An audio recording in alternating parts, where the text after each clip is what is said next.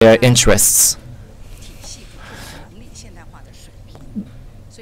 The reform is intended to modernize the governance structure, so our efforts are going to be stepped up.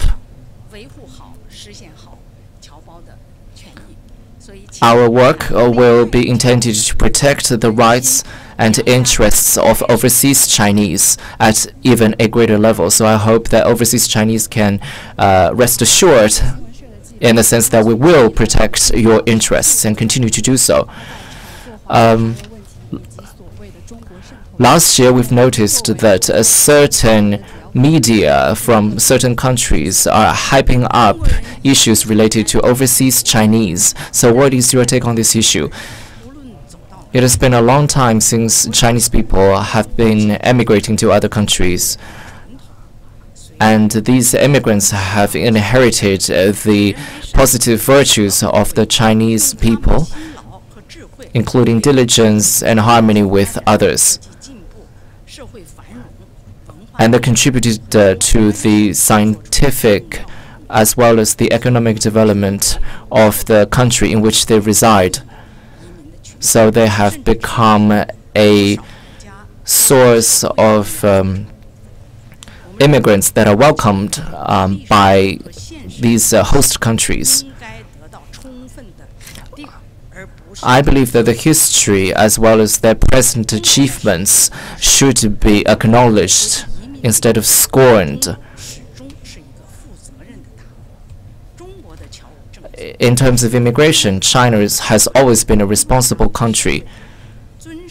China's policy related to overseas Chinese has always been encouraging overseas Chinese to integrate into the local society, observe the local laws and regulations, and live in harmony with people of other backgrounds ethnically.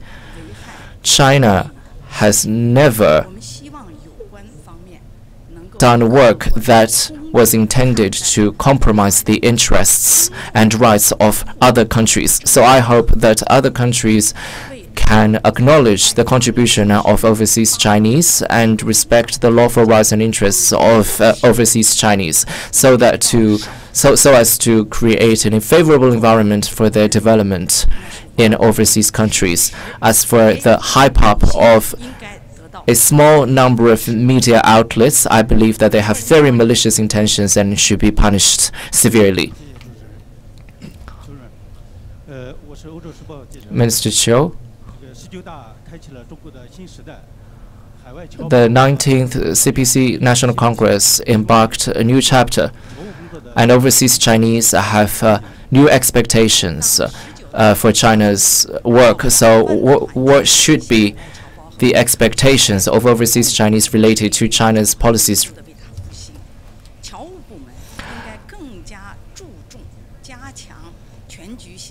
Departments related to overseas Chinese related work should more deeply and comprehensively pull the power of overseas Chinese, protect their lawful rights and interests, and assist overseas Chinese in better liaising with China.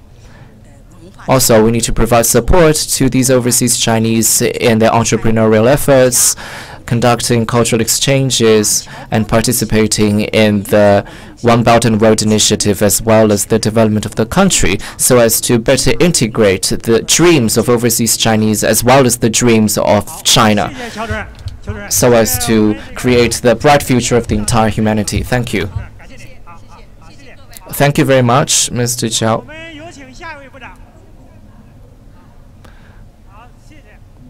Next minister, please.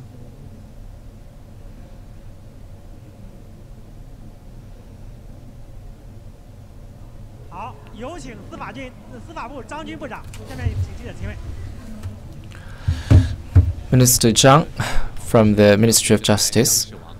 I'm with CCTV.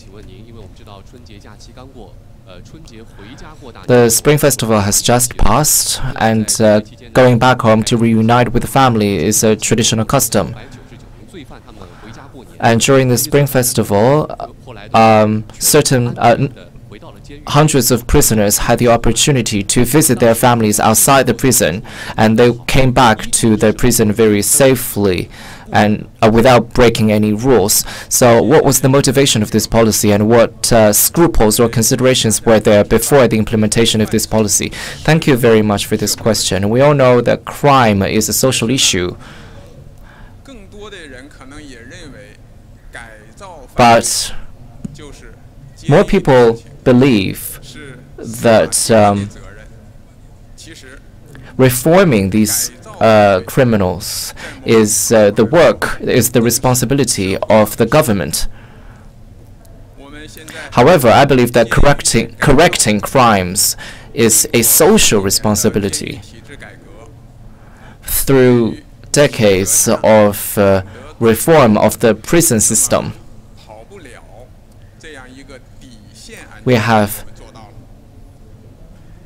stepped up our responsibilities and become better at implementing our work.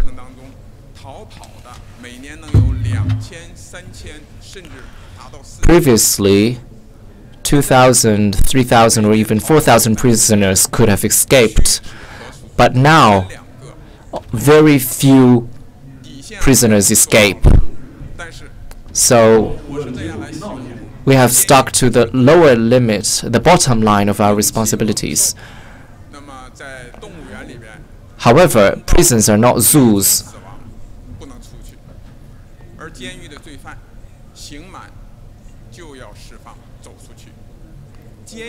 For prisons, if the prisoners have serviced their terms, they will be released.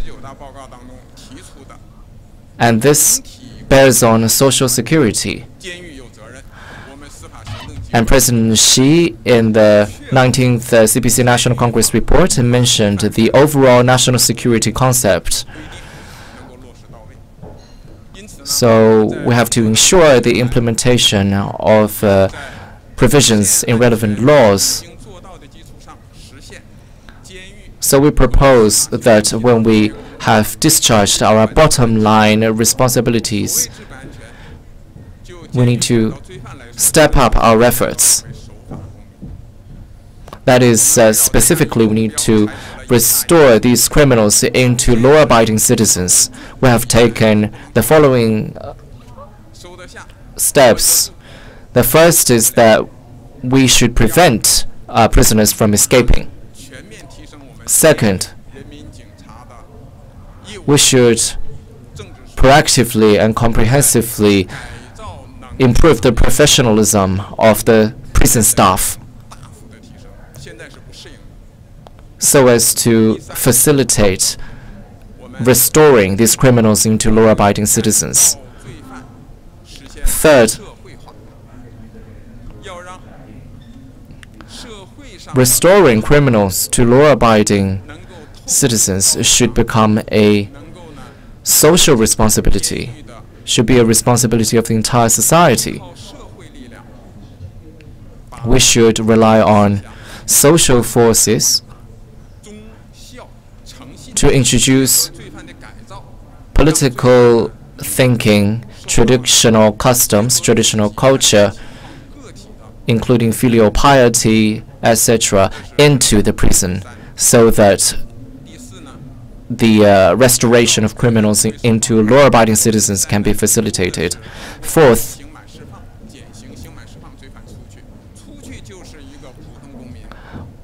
when prisoners are discharged, they will become normal citizens again, and nobody has the responsibility to supervise them.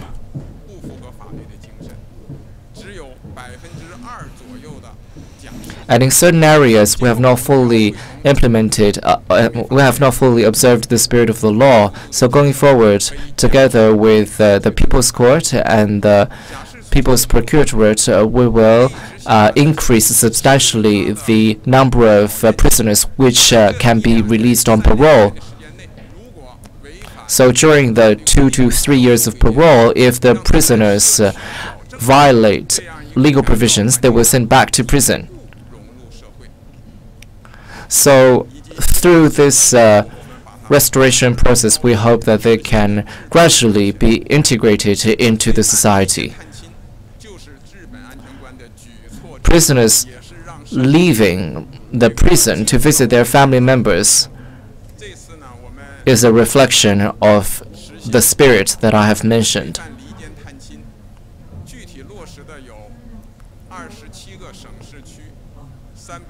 And this policy has covered 27 provinces and more than 300 prisons, as well as more than 900 prisoners. On the required date, before 4 o'clock or 5 o'clock, 100% of these prisoners came back to their prisons. So we stood the test given to us by the society. And our policy has received comprehensive support from the society, including from the family members and relatives of the prisoners, the community police headquarters, corrective facilities, and grassroots level governments.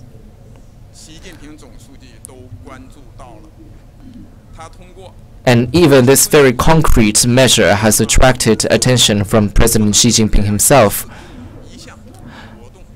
He told us indirectly that this should not be a once-off measure. This should be a permanent measure so that society can better understand and support our work.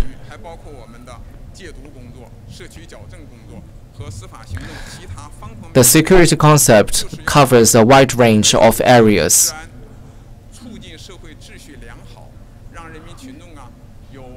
Intending to protect the security of the society so that people can have a stronger sense of gain and a stronger sense of security. And we hope to contribute to this. Thank you. Second question. I'm from Legal Daily. To provide convenient legal services is very important for the protection of lawful interests and rights of common citizens. So going forward, what measures will you take to provide more convenient and more efficient public legal services to the ordinary citizens? This is a very professional question. Public legal services, this is not a very familiar concept to ordinary people. Even our own staff are not very familiar with this concept. In our work, we term it as public legal services. This is our primary area of work. Specifically, it means that we should discharge our legally provided responsibilities to provide services such as offering legal representation, notary services, reconciliation services,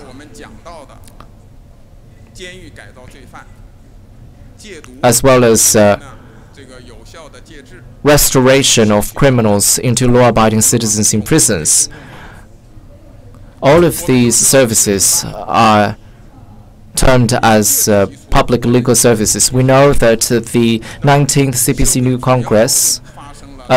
National Congress says explicitly that we have entered a new era. The conflict has changed fundamentally.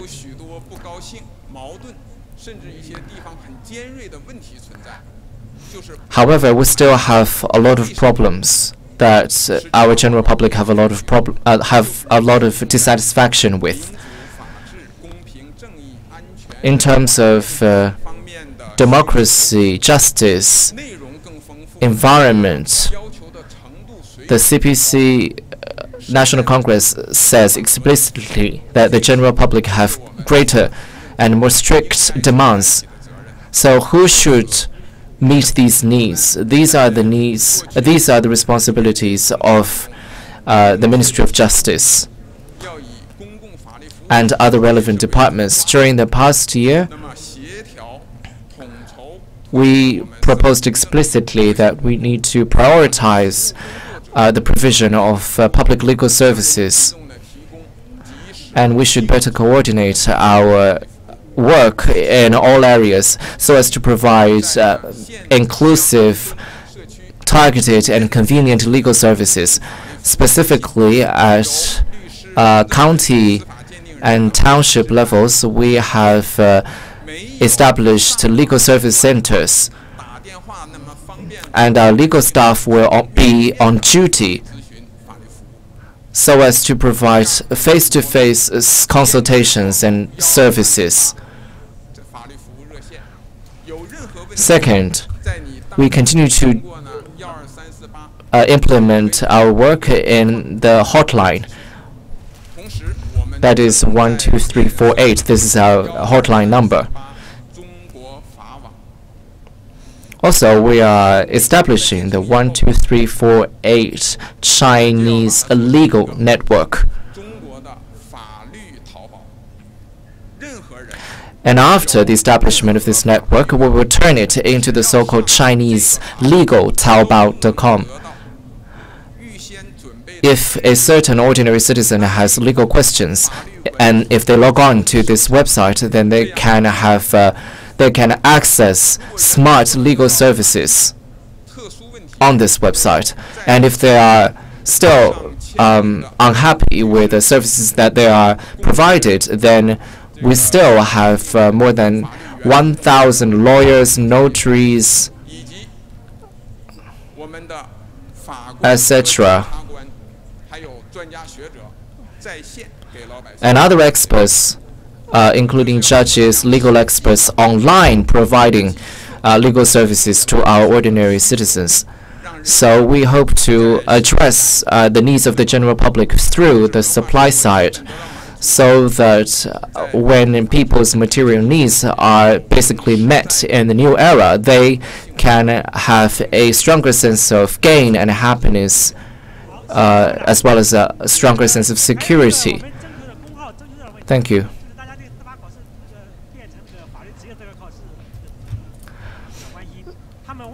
So people are curious about the eligibility to sit for the bar examination. So people are asking if university students to have access to this bar examination going forward.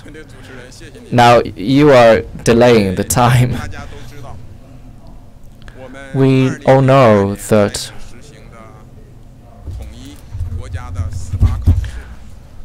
we began to implement the bar examination in a unified manner since 2002. Last year, it was the last time. According to the spirit of the 18th CPC National Congress, that is, we need to improve the professionalism of legal professionals, we determined that we need to reform this measure.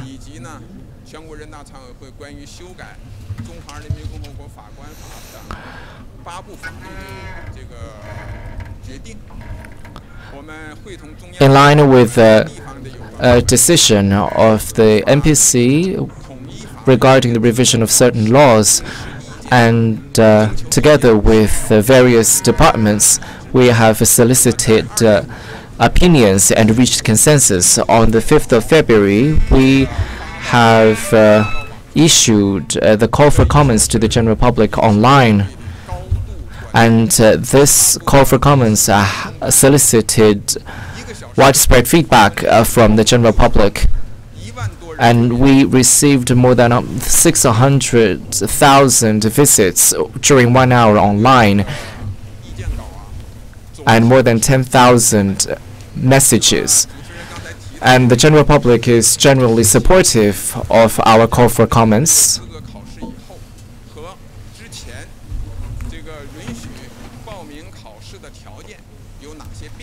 So, what are the changes of the eligibility to sit for the bar examination?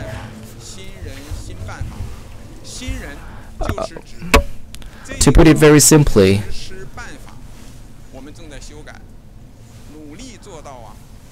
we are revising the implementation measures, and we hope that we can release these measures as early as April. In line with these measures, only full-time students registered at the undergraduate department of the Faculty of Law, and only after these students have obtained their bachelor's degree can they sit for the bar examination. For graduates who have not obtained such degree, they have to be graduates from a full-time undergraduate program. And if they have obtained a master's degree in law, then they can sit for the bar examination. Still, if candidates have not received an undergraduate degree in law, and they have more than 3 years of work experience in the area of law, then they can also sit for the bar examination. So these are the new requirements. These are the changes. Now for candidates that were already studying at universities, or for candidates who have already obtained an undergraduate degree or a degree above the undergraduate level in law, or for candidates without a bachelor's degree in law but with expertise in law, then they can also sit for the bar examination. So it's basically respective treatment for different categories of candidates. So if you have obtained relevant degrees in law and you have expertise in law, after 3 or 5 years, you can also participate in the bar examination. Such a system, fundamentally speaking, is in line with the circumstances of our country and is intended to meet the needs of the general public for improving the rule of law and the professionalism of legal professionals. And this is also in line with the spirit of governing the country according to law. And this principle has been implemented after the reform and opening up. The ability to govern the country according to law and the professionalism of legal professionals have been improved. The testing standards of the ability of legal professionals as a result needs to be elevated so as to provide better legal professionals and services and more qualified practitioners to the general public. Thank you.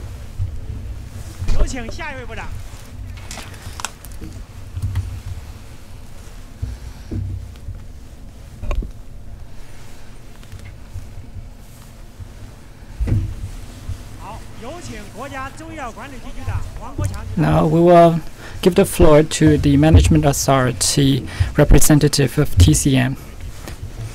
I'm very honored to meet the friends from the press again.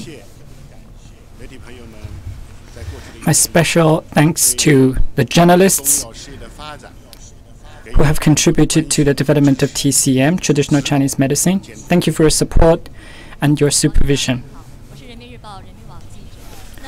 With People's Daily,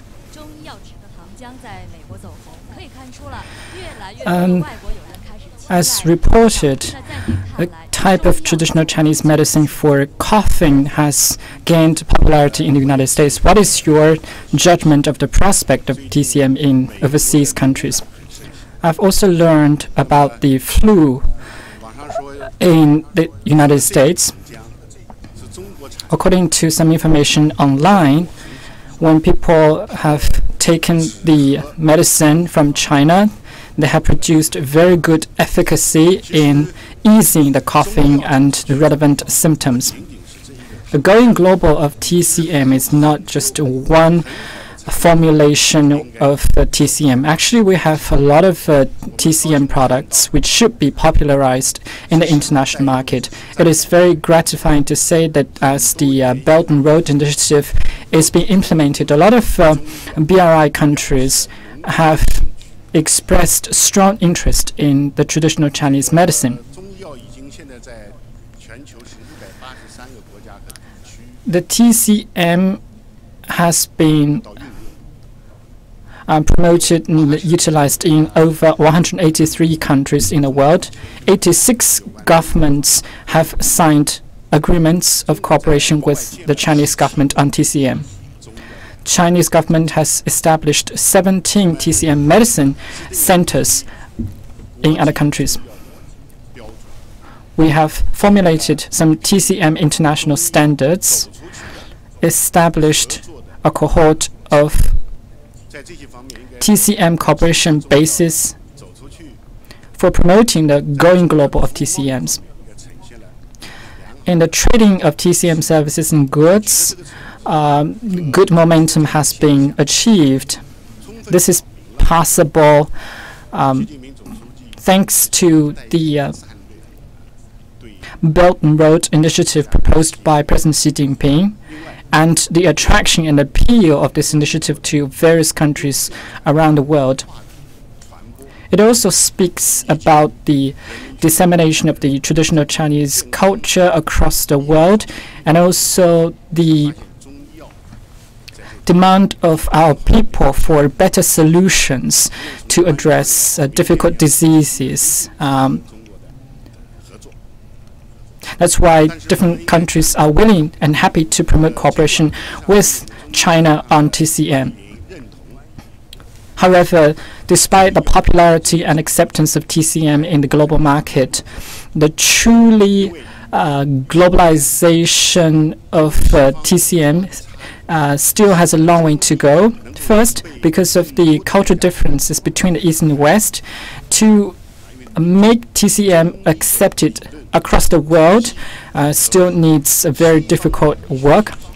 The system of TCM is very different from Western medicine. For the TCM theories and ideas to be accepted by Western countries, it takes some time. The access for TCM to the international market, including TCM personnel and TCM pharmaceuticals, still faces huge obstacles. I believe that as long as this is something beneficial to the well-being of humanity, we should promote it. TCM can not only treat diseases, it can also prevent diseases. It is a very good solution to maintaining well-being of our people.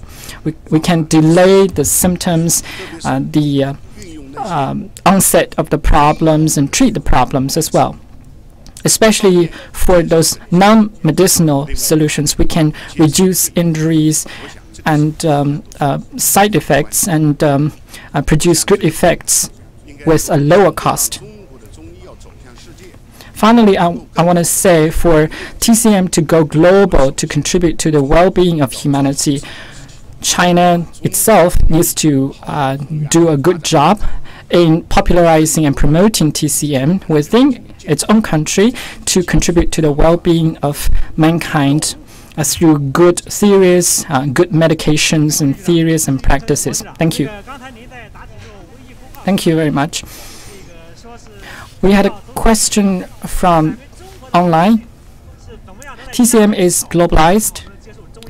How can Chinese people access TCM services at home? Well, this is exactly what I'm concerned with. The globalization of TCM is very important, but if Chinese people cannot access TCM services, how is it truly global?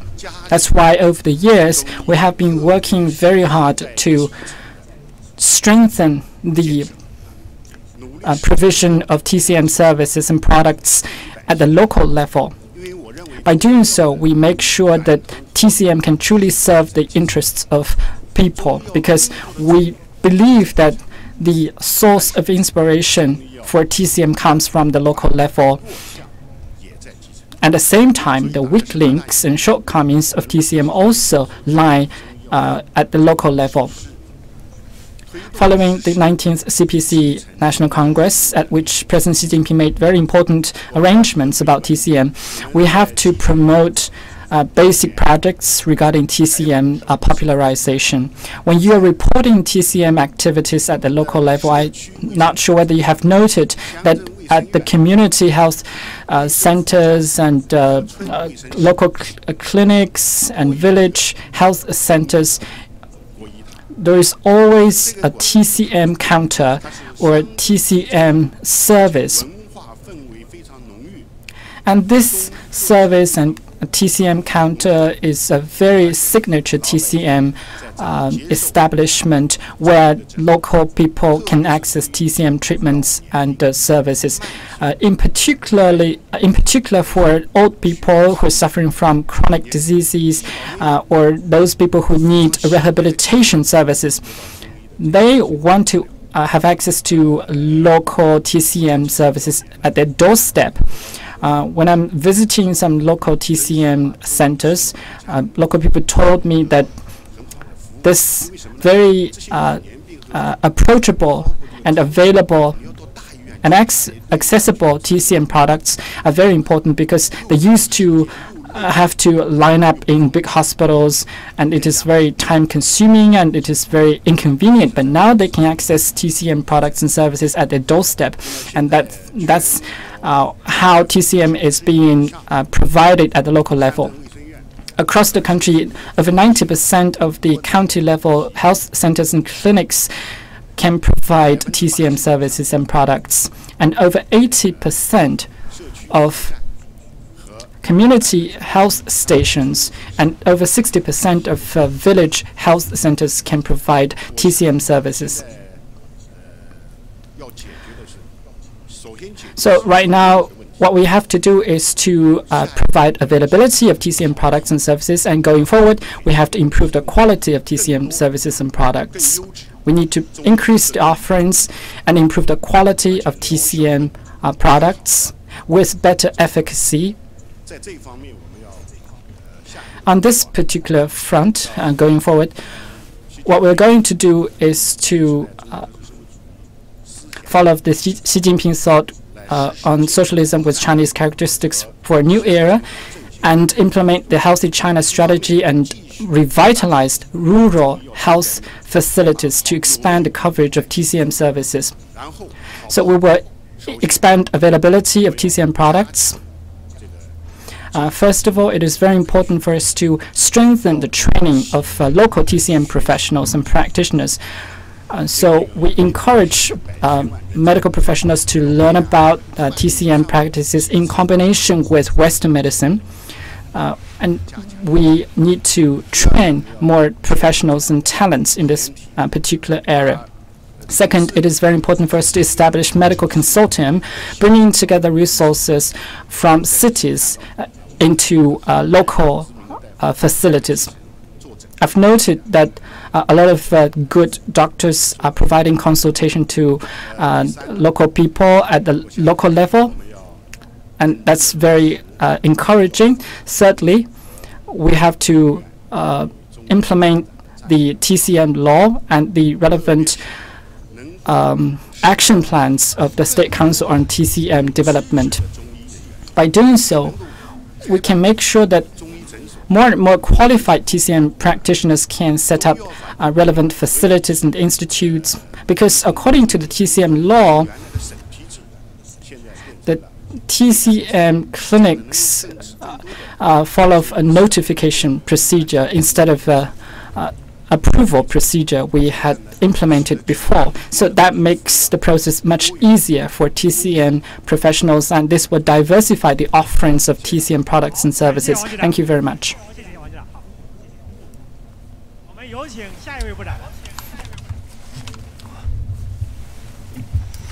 Next minister, please.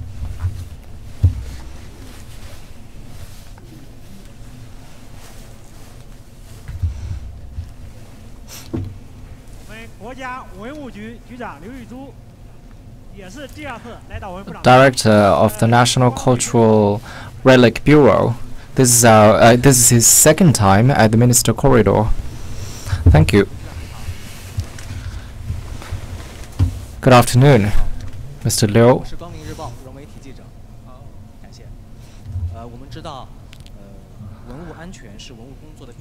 We know that the security of cultural heritage is the bottom line of related work, and the Chinese government has been attaching great importance to this. However, in violations of law and arson and similar offenses are still ongoing. So what can we do to mitigate this problem and protect the safety of cultural relics? Thank you for your question. During the Spring Festival, the issue of cultural relic safety has been attracting greater attention from the general public, because such an issue gave us a wake-up call at the start of the Year of the Dog. There is a high level of complexity to our work. However, the safety of our cultural relics is the bottom line.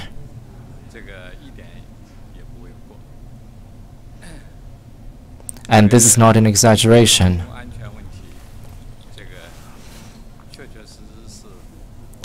Because the safety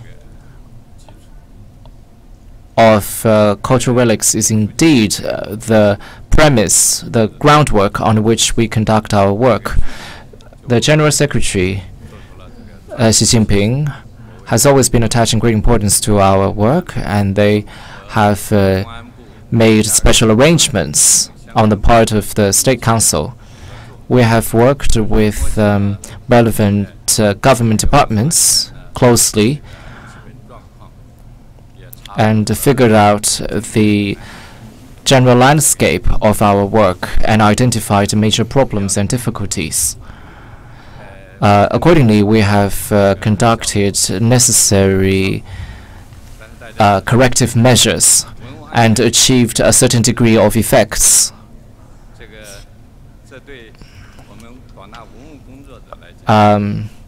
But we all know that we should always start from scratch. And this is a fundamental concept for professionals. We should hold everyone accountable who has a stake in the preservation of cultural relics. We need to identify the responsibilities of local government departments. At the same time, the competent authorities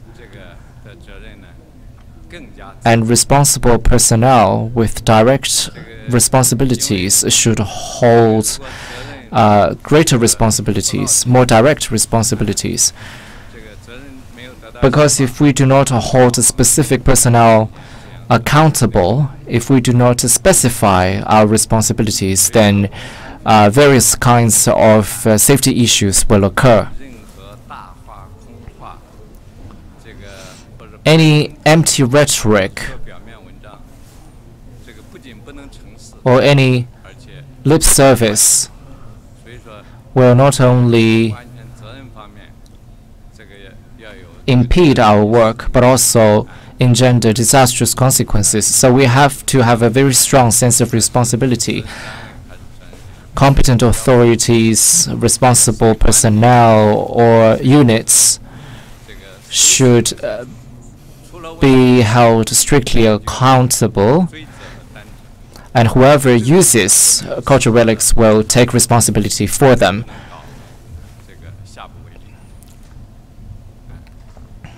And we should have zero tolerance in this respect. We should not set any negative precedent.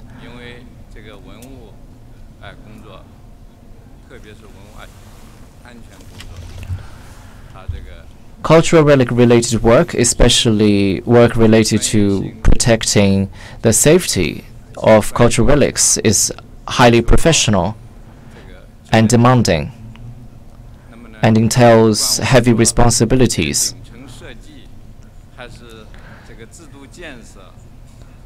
Whether the top-level design or the institutional building, institutional arrangements,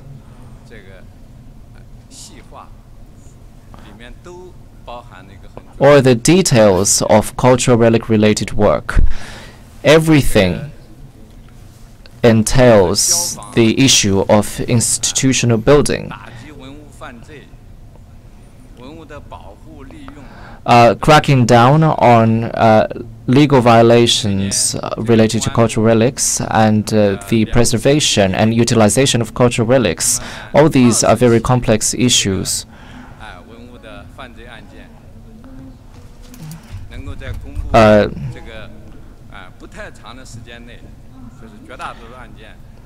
Within a relatively short period of time, the majority of the 20 cases have been solved by the Ministry of Public Security.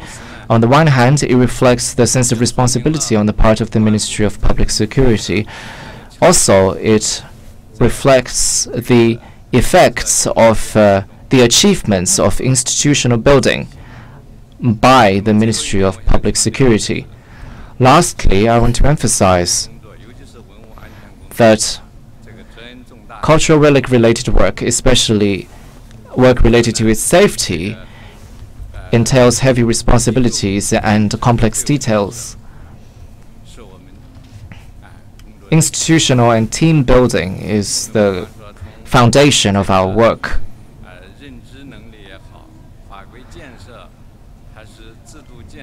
In terms of our cognitive ability, the building of legal institutions, supervision, capacity building, all of these need to boil down to specific personnel and specific institutions. But the situation currently is worrying.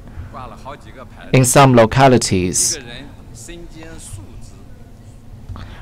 an institution or a specific person has several responsibilities at the same time. So this institution and this person's cognitive ability and the efficiency of work during the long term will be problematic. As we always say, if you have too many responsibilities, then your work efficiency will suffer. So in the long term, problems will occur. So we hope that during this years of institutional reform, localities can pay sufficient attention to the problems in the security of cultural relics. This is the first question. Due to time limitation, this is the end of our corridor, and according to the arrangement of the conference of the session, we have to end our corridor at around 5:30. So thank you all for coming, and thank you for all of your interest.